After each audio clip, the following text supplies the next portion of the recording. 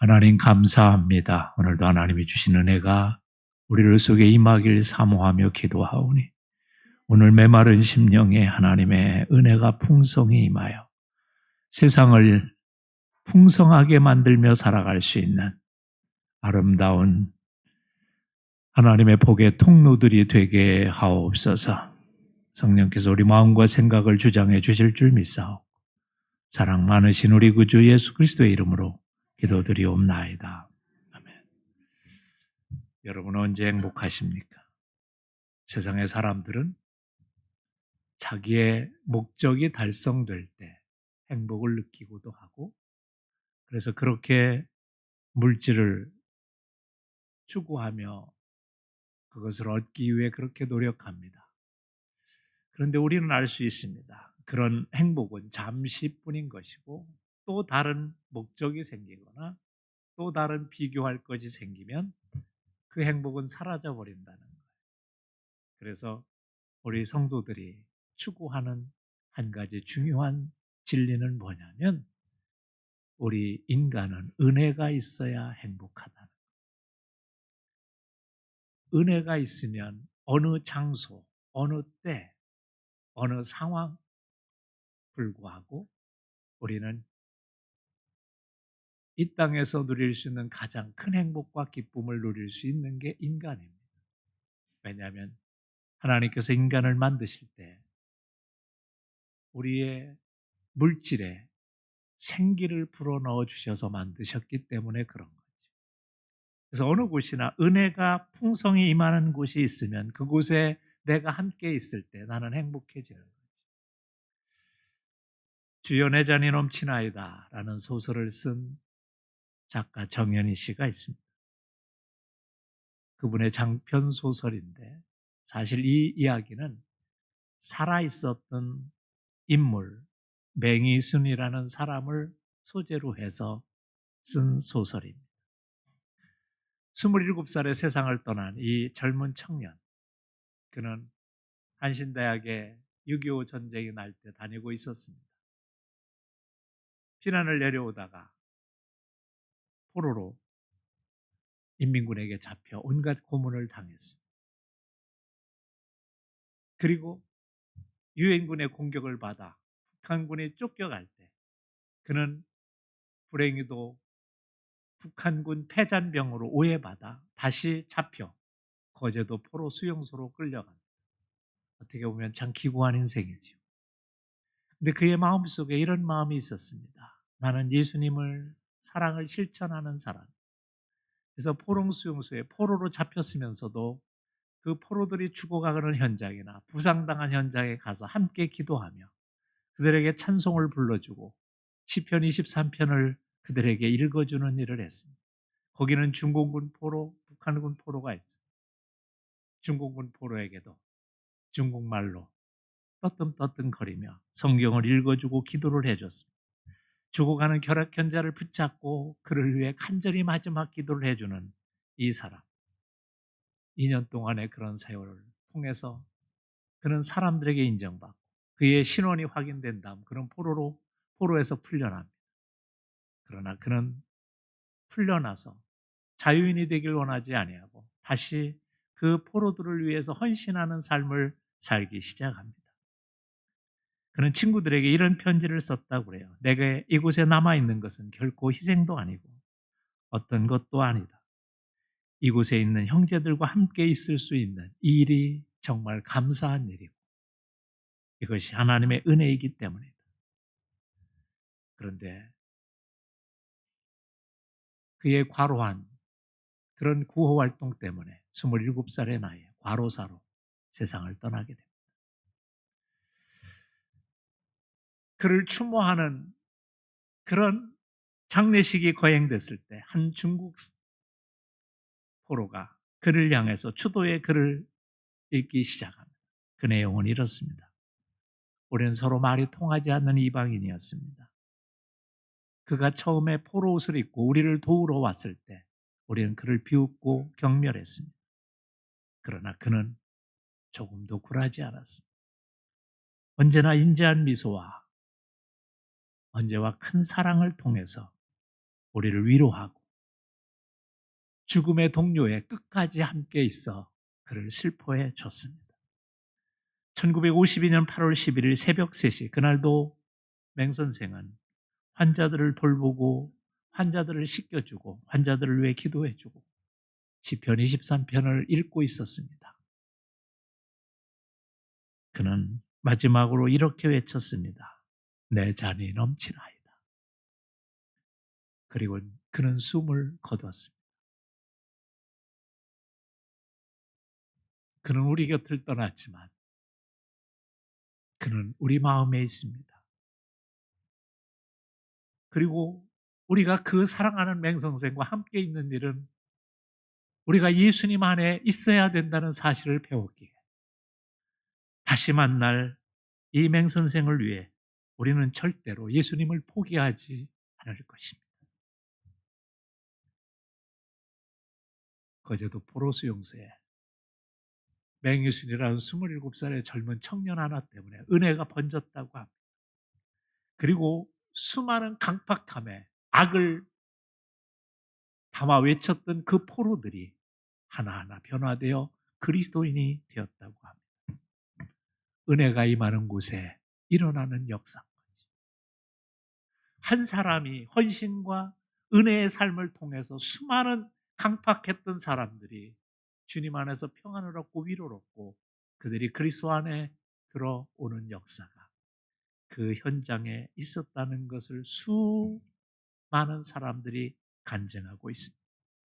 오늘 성경에 보면 그런 이야기가 하나 또 등장합니다. 하나님이 주신 은혜를 나누는 사람들. 그래서 그 은혜가 넘쳤던 사람.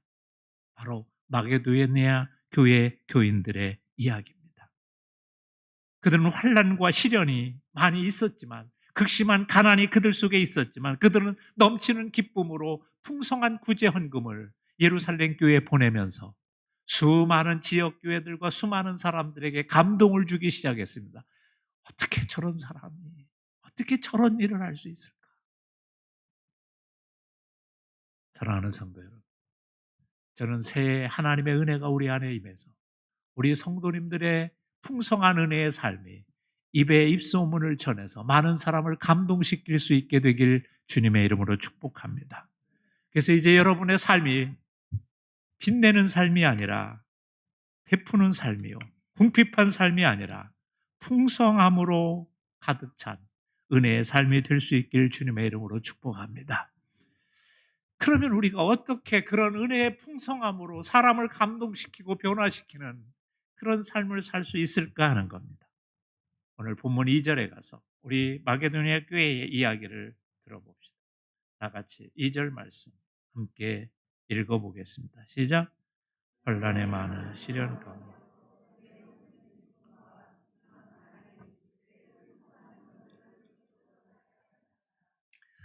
우리는 먼저 그들의 어려운 상황을 한번 짚어보겠습니다.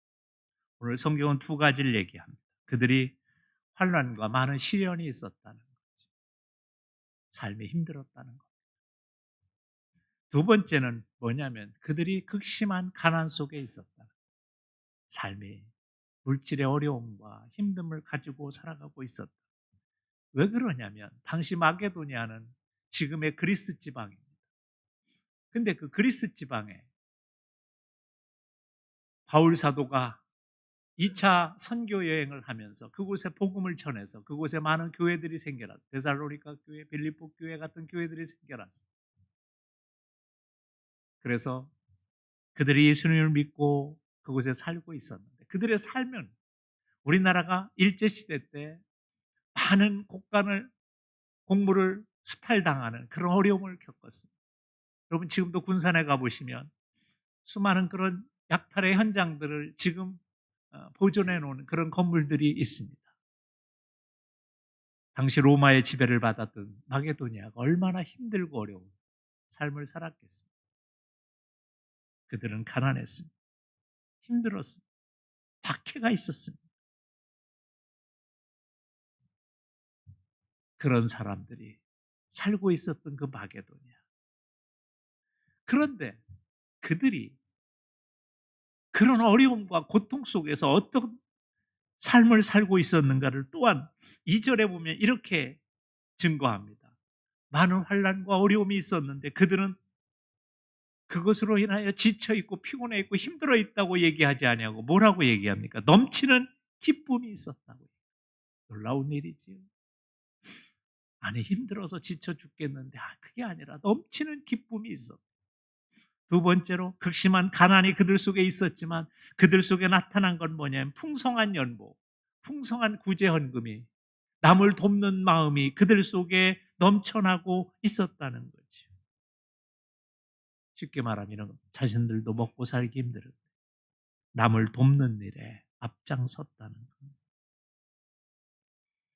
그렇게 할 수 있었던 이유가 어디에 있어요? 오늘 본문 1절에서 그런 이유를 우리들에게 이렇게 설명합니다. 1절 보겠습니다. 다 같이 1절 다 같이 읽겠습니다. 시작.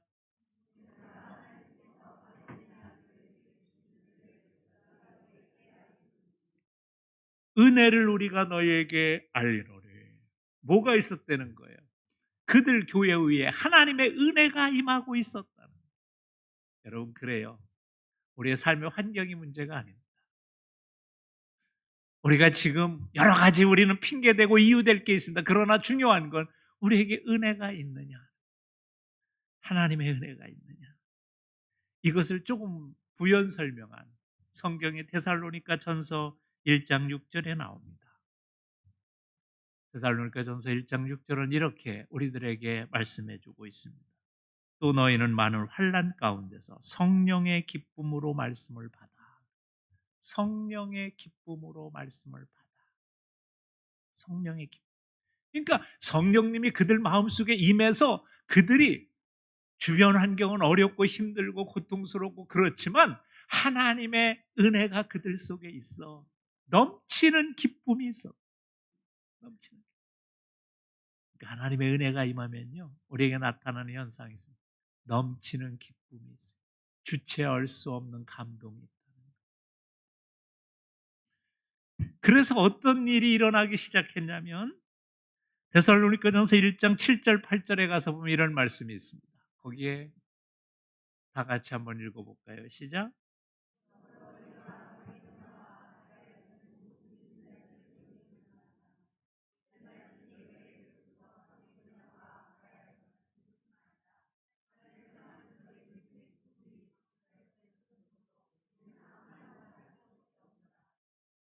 소문이 나기 시작했어요. 쉽게 얘기하면 우리로 얘기하면 이런 거예요. 야, 그저 전주에 있는 어느 교회가 정말 너무 감동적인 일을 한다고 그러더라. 그 일이 대전에까지 와서 우리에게 소문이 들리는 거예요. 서울에 있는 어느 교회가 너무 은혜가 있어서 그 교회 소문이 점점점 들려 우리 안에 들린 거예요. 대구에 있는 어느 교회가 똑같아요. 마게도니아 교회에 은혜 받고 그들이 행하는 그 기쁨과 그 감격의 소문이 주변에 퍼져. 그런데 여러분, 오늘 성경은 뭐라고 얘기해요?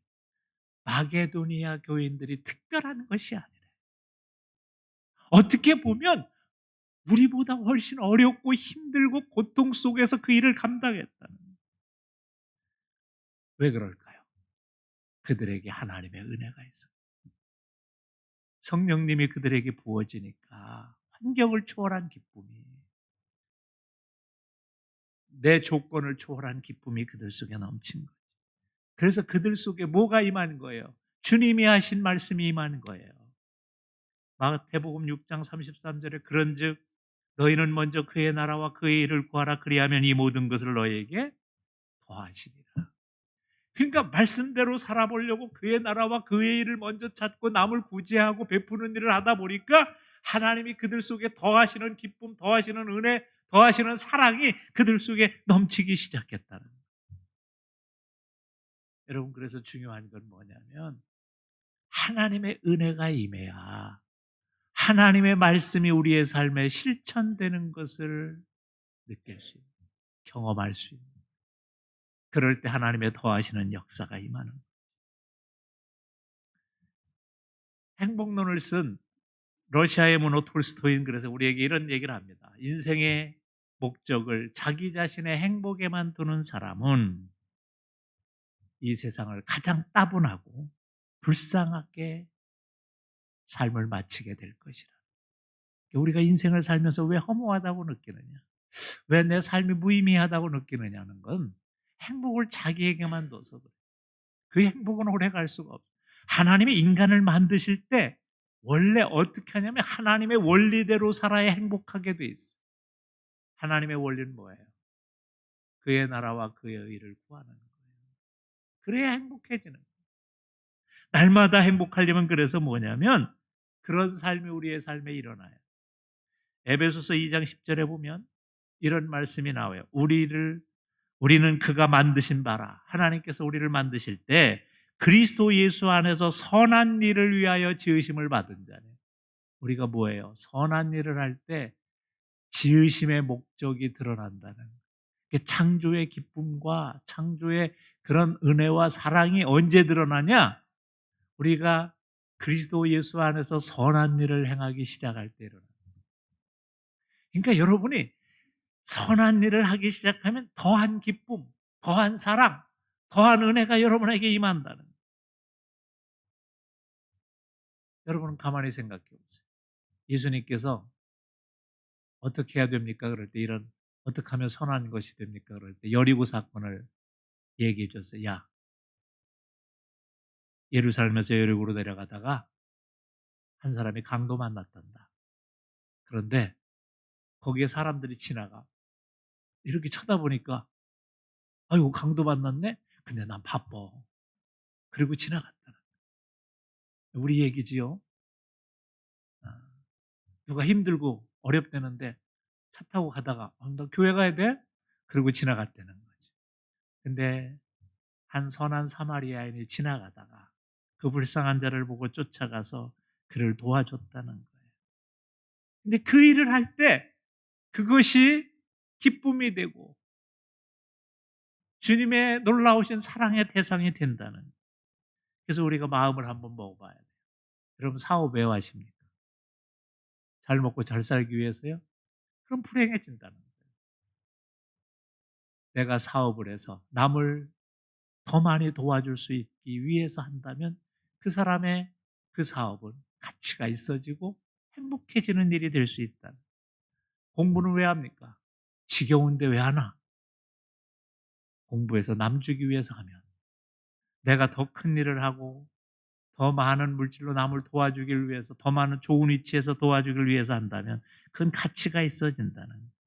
내가 건강하기 위해서 연락에 뛰는데 오래 살기만 위해서 뛰면 별 의미가 없다는 거예요. 거기선 행복이 안 나요. 그런데 내가 건강해져서 불행한 자들을 돕고 장애우들을 돕는 일에 내 몸을 사용하기를 원한다면 그 사람은 가치 있는 건강이 될 수 있다는 거죠. 그래서 우리는 그리스도인이 진정한 삶의 의미와 가치를 누리려면 우리의 뭐예요? 선하신 뜻이 우리의 삶에 이루어져야 됨을 믿습니다. 그래서 여러분 한번 남을 가르치는 사람은 적어도 10명 중이나 1명 중에 한번 무상으로 가르쳐주는 은혜를 한번 끼쳐보시면 하나님의 은혜가 있을 수 있어요. 사업하는 사람이 거래처 중에 하나를 택해서 정말 저 사람은 내가 진심으로 손해보면서도 도와줘야 되겠다. 그렇게 마음 먹고 도와주기 시작하면 한 영혼을 살릴 뿐만이 아니라 내게도 하며 하나님의 큰 은혜가 임할 수 있다는 거죠. 그게 작은 실천입니다. 그럴 때 하나님이 주시는 넘치는 기쁨이 우리 안에 생길 수 있다. 전 그래서 올 한 해 여러분이 정말 내가 가진 조그만 것이라 남을 위해 사용할 줄 아는 그런 여러분들이 되시길 주님의 이름으로 축복합니다. 또한 오늘 본문 3절에 가서 보면 이런 말씀이 있습니다. 다 같이 한번 읽어볼까요? 시작.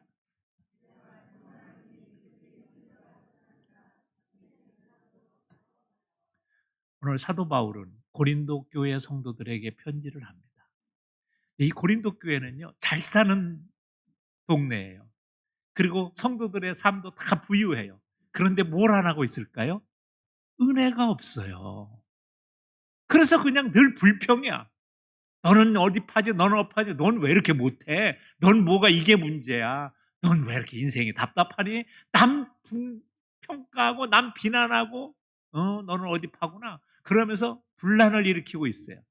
사도 바울이 너무 마음이 아파서 마게도니아 교회 얘기를 그들에게 하고 있는 거예요. 야, 니들보다 가난하고 니들보다 어렵고 환난 당하는 개들은 지금 모든 사람에게 은혜를 끼치고 있는데 너희는 잘 살고 너희는 똑똑하고 너희는 많이 배웠고 그런데 어떻게 날마다 불평만 하고 사니? 그러고 있는 거예요. 그 얘기를 하면서 이렇게 해요. 그들이 왜 행복한 줄 아니? 그러면서 얘기하는 거예요. 그게 오늘의 그들은 첫째로 뭐예요?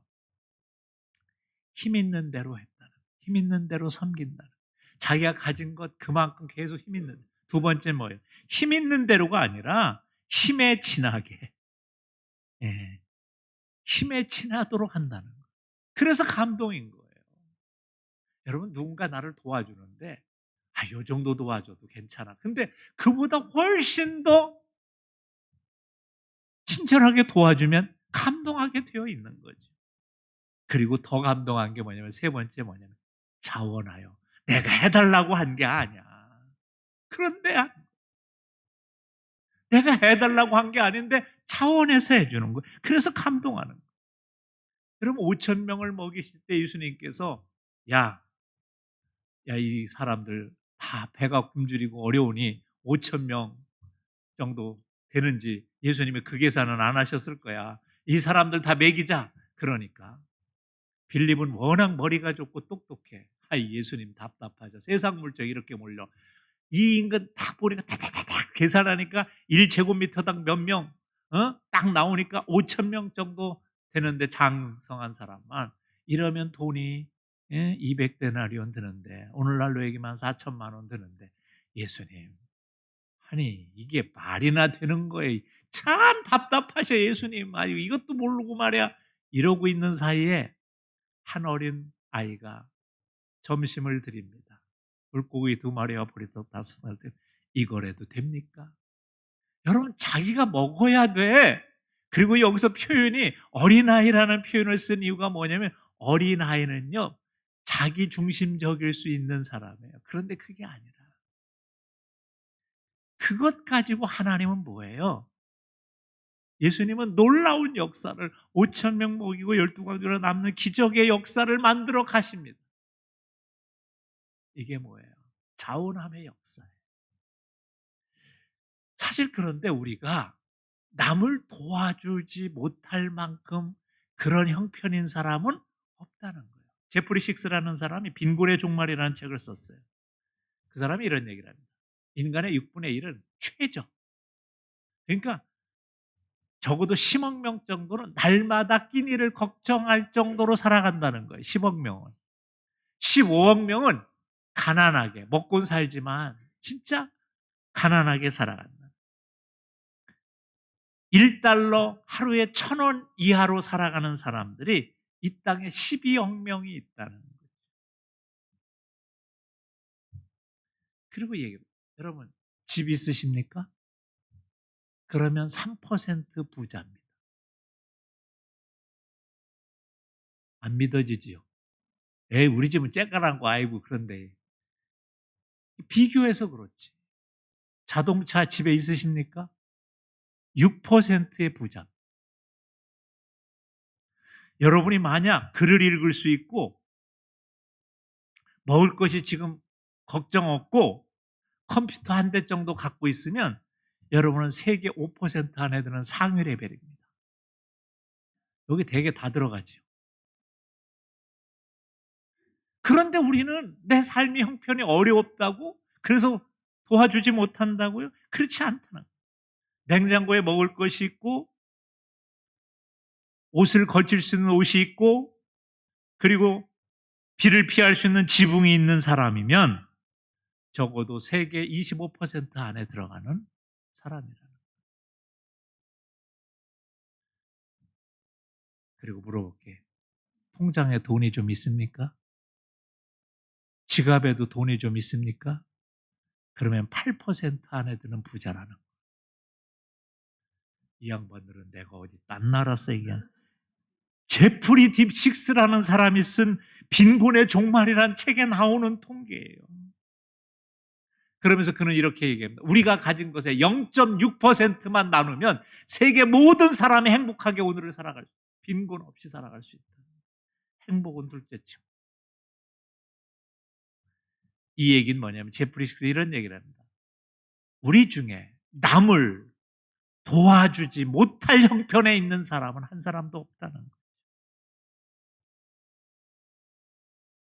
어떤 사람이 거기에 글을 덧붙인 서평을 이렇게 썼더라고요. 하루에 담배 한 갑 안 피우고, 하루에 술 한 잔 안 마시고, 하루에 비싼 커피 한 잔 안 마시면 최빈국의 아이들 한 달 생활비를 줄 수가 있다. 그래서 주님이 이렇게 말씀하신 거예요.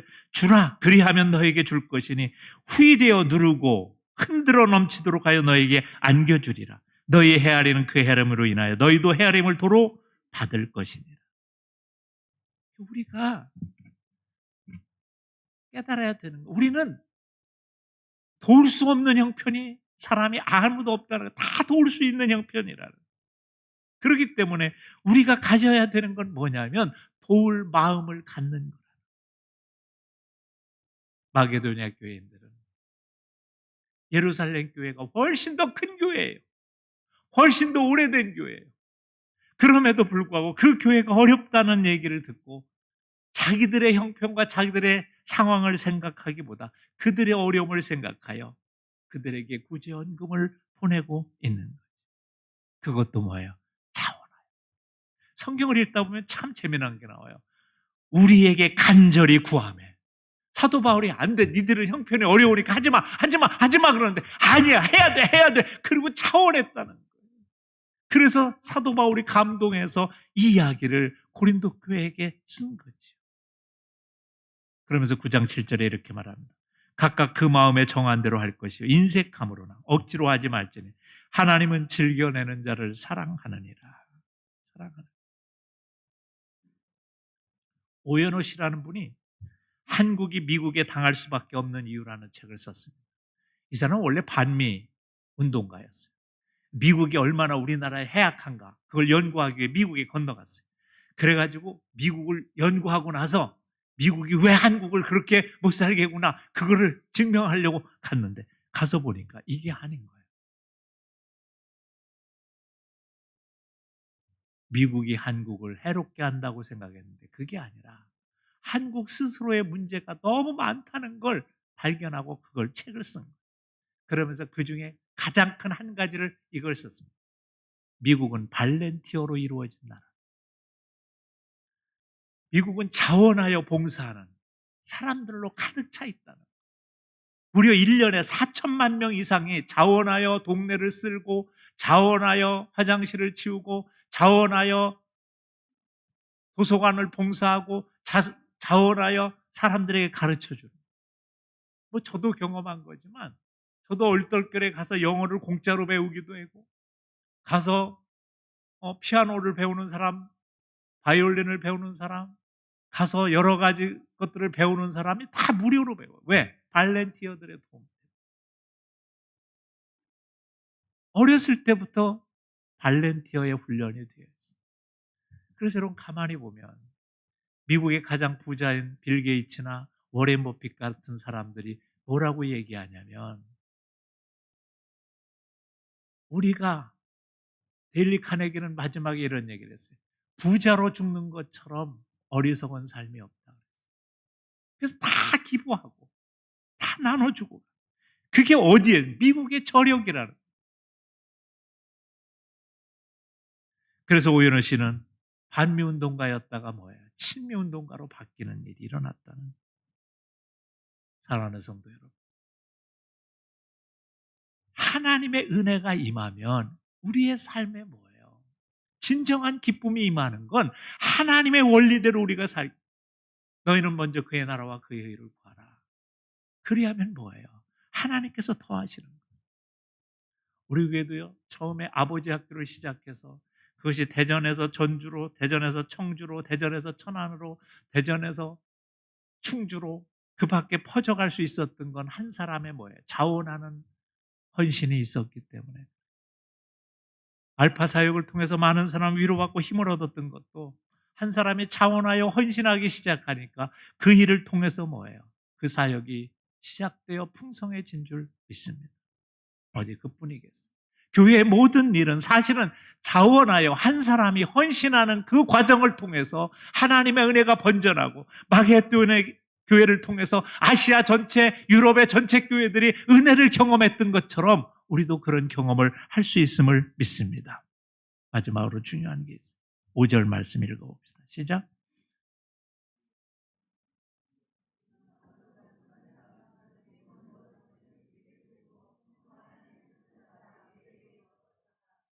가장 중요한 게 뭐냐면 이거예요. 물질을 드리는 것보다 먼저 필요한 게 하나 있다. 그게 뭐예요? 자신을 주님께 드리는 거다. 이게 헌신인 거예요. 우리가 어려운 사람을 도와준다는 것, 그것은 그냥 내가 가진 것을 나누면서 자랑하거나 그게 아니라 내 자신이 먼저 하나님 앞에 내 몸을 하나님 앞에 드린다는 이 마음이 먼저 있어야 이런 일들이 시작되고 이것이 은혜가 되고 사람의 감동이 되는 거예요. 그래서 하나님에 대한 물질의 헌신보다 더 중요한 건 뭐냐? 내 자신이 하나님 앞에 드려지는 거라. 그런 마음이 내 안에 생기는 거예요. 그래서 나의 나 된 것은 뭐예요? 주님의 은혜다. 누가 고백해서? 사도 바울이 고린도전서 15장 10절에서 이렇게 고백합니다. 나의 나 된 것은 하나님의 은혜로 된 것이니 내게 주신 그의 은혜가 헛되지 아니하여 내가 모든 사도보다 더 많이 수고하였으나 내가 한 것이 아니요 오직 나와 함께 하신 하나님의 은혜로라. 자기가 애쓰고 수고하고 많은 사람이 얘기하지만 그게 내 힘으로 한 게 아니라는 거예요. 하나님의 은혜가 임하는. 그래서 여러분 중요한 거예요. 오늘 이 시간 여러분은 성령님의 마음의 감동을 통해서 하나님의 은혜가 임하길 주님의 이름으로 축복합니다. 그래서 내 마음에 원망과 불평이 나오는 게 아니라 내가 먼저 자원해서 헌신하고 나의 모든 것이 하나님께로부터 왔으니 내가 하나님께 돌려드립니다 하는 그 마음의 자세가 될 때 하나님의 역사가 시작됩니다. 복음성가 중에 그래서 이런 복음성가에서 나를 지으시니가 하나님, 나를 부르시니가 하나님, 나를 보내시니도 하나님, 나의 나 된 것은 다 하나님의 은혜라. 이 고백이 여러분의 고백이 되면 여러분에게 은혜가 임하고 그리고 여러분을 통해서 많은 감동과 기쁨이 여러분의 주변에 흘러가게 돼요. 그러면 내가 번 돈이 내가 얼마나 노력해서 번 돈이고 내가 얼마나 수고해서 번 돈인데 그래서 자기 욕심에 차 있는 게 아니라 하나님이 내게 부어주신 것이 내가 나눠야지. 그럴 때 하나님의 은혜가 우리 주변에 퍼져나가고 많은 사람이 우리의 삶을 통해서 감동하는 복된 삶의 역사가 일어나게 되는 줄 믿습니다. 사랑하는 성도 여러분, 새해 벌써 한 달이 지나가고 있습니다. 여러분, 우리는 하나님의 큰 은혜를 경험한 사람, 하나님의 은혜로 살기로 작정한 사람, 이제 여러분이 받은 은혜를 풍성하게 내 곁으로 흘려보낼 수 있어 그 풍성함의 은혜가 더 풍성해지는 역사가 여러분의 삶을 통해서 일어나 여러분의 일련의 삶이 궁핍한 삶이 아니라 풍성함을 나눠주는 삶이요. 여러분의 삶이 불평과 불만의 삶이 아니라 늘 감동과 기쁨을 주는 복된 자의 삶이 되시길 주님의 이름으로 축복합니다. 기도드립시다. 하나님 감사합니다. 오늘도 주님이 주신 말씀을 기억하게